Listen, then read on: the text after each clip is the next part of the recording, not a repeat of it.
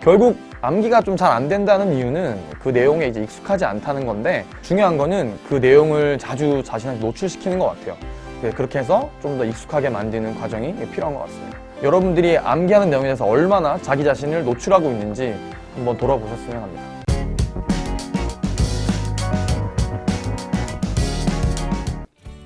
안녕하세요. 저는 서울대학교 치의학대학원 졸업생 정성영입니다.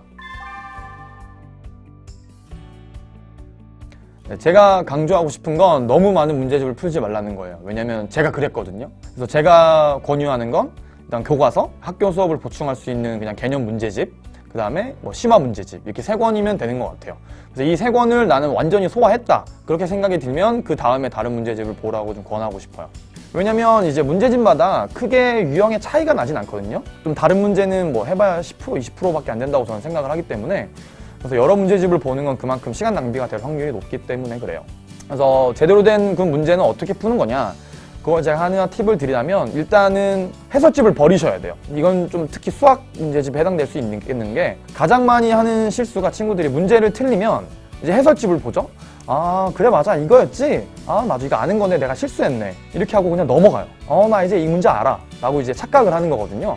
며칠 뒤에 그 문제를 다시 풀어보면 또 다시 틀리는 경우가 거의 대부분이거든요. 또 하나는 이제 문제풀이 과정은 다른 노트에 기재를 하고 문제집에는 정답 여부만 표시하는 걸 추천을 드립니다. 그러면 문제집은 언제 다 소화한 거냐, 이런 게 궁금하실 분이 있으실 것 같은데, 이제 해당 문제집에서 더 이상 모르는 문제가 없고, 그 다음에 한 문제를 이렇게도 생각해보고 저렇게도 생각해봐서 여러 가지 방법으로 풀어냈을 때, 그때서야 이제 문제집 한 권을 제대로 풀었다고 말할 수 있을 것 같습니다. 누구는 문제풀이가 중요하다, 누구는 개념이 더 중요하다 이렇게 얘기하는데, 사실 중요도는 50대 50인 것 같아요. 제 생각에는 어느 하나가 더 중요하다고 말할 수 없는 게, 사실 이 둘은 되게 유기적으로 엮여 있거든요. 학생들은 이걸 좀 따로따로 생각하는 경향이 있는 것 같아요. 왜냐면 이제 처음 새로운 개념을 배우고 나면 유제로 그 개념을 이해를 하고, 점차 높은 수준의 문제로 올라가면서 이 개념은 어떻게 활용을 하는지, 이땐 이걸 어떻게 쓰는지, 혹은 앞에 배웠던 다른 개념과는 어떻게 연결해서 활용을 할 수 있는지, 그런 거를 이제 배울 수 있는 거거든요. 근데 대부분 많은 학생들이 착각하는 게, 개념 이해하는 문제는 그냥 쉬운 문제, 이건 뭐 누구나 다 아는 문제, 이렇게 생각한다는 게 가장 큰 문제인 것 같아요. 그렇게 한 뒤에 이제 나는 점수를 잘 받으려면 빨리 어려운 문제를 풀어야겠다 하면서 많은 문제풀이를 하기 때문에 주위 선생님이나 다른 사람들이 개념 정리가 중요하다는 말을 자주 하게 되는 거죠. 그래서 이걸 확인할 수 있는 가장 간단한 방법이 있어요. 제가 썼던 방법인데요. 2가지 정도가 있는데, 첫 번째는 다른 사람한테 직접 설명을 해보는 거예요. 그게 문제가 됐든 개념을 됐든 설명을 해보면 자기가 알고 있는지 확실하게 알 수 있고, 다른 방법은 이제 백지를 꺼내서 어떤 과목의 소단원만 써보고 자기가 이제 책에서 본 걸 한번 직접 써보는 거예요.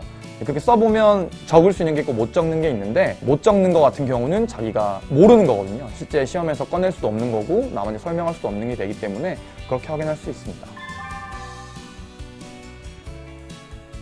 대학교 때에 비해서 이제 고등학교 때는 상대적으로는 이제 적은 양을 이제 이해할 시간을 충분히 가지고 공부를 하고, 사실 대부분 공부 외에는 할 수 있는 활동이 없잖아요. 근데 하지만 대학에서는 이제 공부를 하는 학업적 활동뿐만 아니라 자유시간이 일단 엄청 많고, 이제 공부가 다가 아니라 이제 인생 설계를 할 기회들이 많기 때문에 상대적으로 이제 적은 시간 동안 집중해서 공부를 해야 돼요.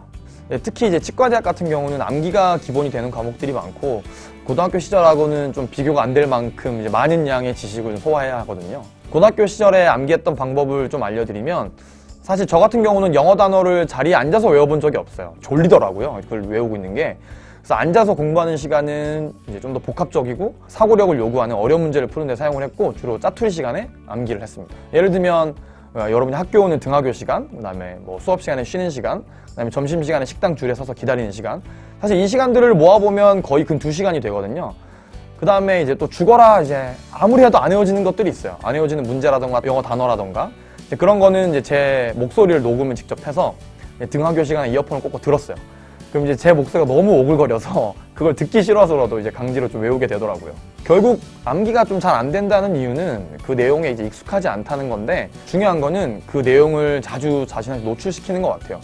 그렇게 해서 좀 더 익숙하게 만드는 과정이 필요한 것 같습니다. 여러분들이 암기하는 내용에 대해서 얼마나 자기 자신을 노출하고 있는지 한번 돌아보셨으면 합니다.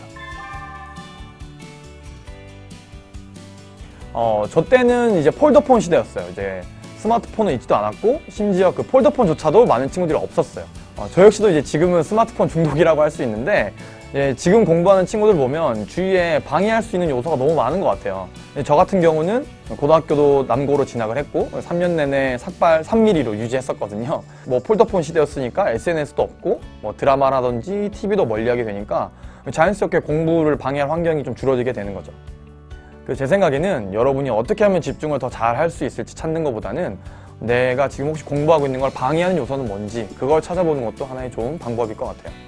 저 같은 경우는 대신에 이제 스트레스 푸는 친구를 이제 운동으로 선택했어요. 그래서 주말 점심시간 이후라든지 아니면 자습 끝나고 난 시간에 친구들이랑 뭐 농구라든지 축구를 하면서 스트레스를 푼 게 공부하는 데 큰 도움이 됐던 것 같아요. 공부 방법이 제대로 돼 있으면 사실 시험 점수는 따라온다고 생각을 해요. 사람마다 언제 성적으로 나타나는지에 대한 그 시간의 차이가 좀 있는 거거든요. 근데 그렇기 때문에 점수에 목매는 공부를 하지 말라고 좀 권하고 싶어요.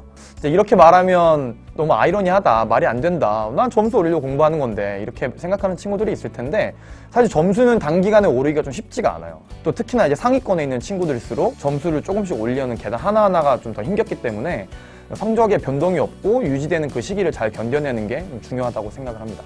그래서 그런 걸 이제 이겨내려면 소위 말하는 멘탈이 강해야 되는데, 이제 그걸 위해서 이제 필요한 게 자기가 공부하는 루틴을 지키는 게 가장 중요해요. 예를 들어서 뭐 수학 점수가 떨어졌는데 뭐 거기에 이제 시간 투자를 난 좀 더 해야겠다라고 하면 다른 과목에 대한 시간은 자연스럽게 공부 시간이 줄어드는 거기 때문에 성적이 또 떨어지게 돼 있거든요. 그래서 큰 틀에서 만약에 내가 공부하는데 시간 분배가 문제가 있다면 바꿔야겠지만, 그런 게 아니라면 원래 하던 대로 유지하면서 조금씩 부족한 부분만 조금 채운다는 느낌으로 그렇게 유지해주면 좋을 것 같아요. 물론 이건 이제 공부 방법은 틀리지 않았다는 전제하에 제가 드리는 말씀입니다. 점수에 대한 조급함을 버리는 게 가장 중요하다고 할 수 있습니다. 근데 이게 정말 말은 쉬운데 쉽지가 않아요. 왜냐면 이 성적이 6개월 뒤에 오를지 1년 뒤에 오를지 이제 아무도 알 수 없는 거거든요. 실제로 이제 저 같은 경우만 해도 고등학교 2학년 때 11월 모의고사까지 모의고사 수학 성적이 90점을 넘어본 적이 없어요. 수학 성적이 제가 안 올라서 이렇게 2년 내내 시달리다가 11월 모의고사가 되니까 그때서야 점수가 이제 움직이더라고요. 그래서 제가 2년 동안 그 시간을 견디는데 가장 필요했던 게 마인드 컨트롤이었던 것 같아요.